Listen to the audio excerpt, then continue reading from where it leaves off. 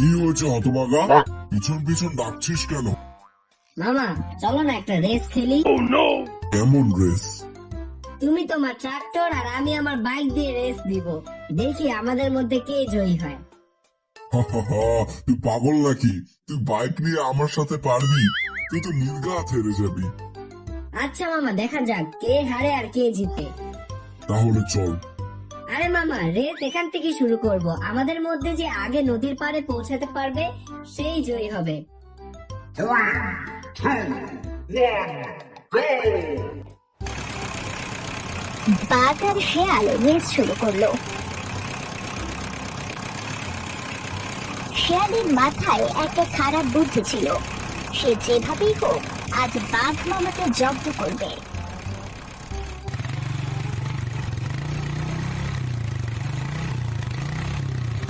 মামা তুমি আরেকটু জোরে চালাও, তুমি তো হেরে যাবে দেখছি।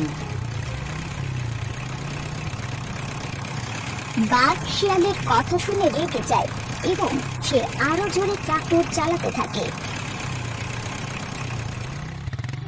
শিয়াল নদীর খুব কাছে গিয়ে থেমে যায়,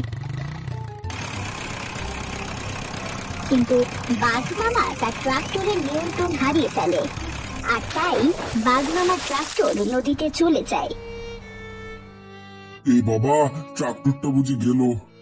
মামা তুমি তো দারুণ খেলা দেখাইলা, আমি এখন বাড়ি যাই।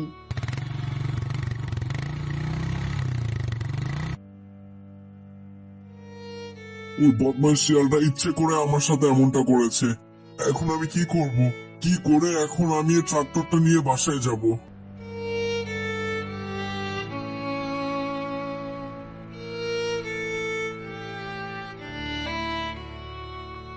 বাঘ মামা অনেক কষ্ট করে ট্রাক্টরটা বাড়ি নিয়ে গেল। বুবু তুই চিন্তা করিস না, এই শিয়ালকে যদি আমি জঙ্গল ছাড়া না করেছি তবে আমার নামও বাঘানা। বাঘা শিয়ালকে ধরার জন্য জমি চাষ করার অভিনয় করছে। অন্যদিকে শিয়াল ট্রাক্টরের শব্দ শুনে থমকে দাঁড়ায়।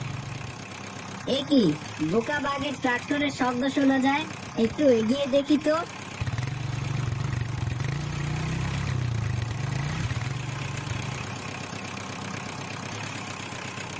এ কি, আসলেই তো বোকা বাঘটাকেই দেখছি। এত তাড়াতাড়ি আবার ট্রাক্টর নিয়ে এসে পড়বে আমি তো ভাবতেই পারিনি। ঠিক তখনই শিয়ালকে দেখে বাঘা ডাকতে থাকে।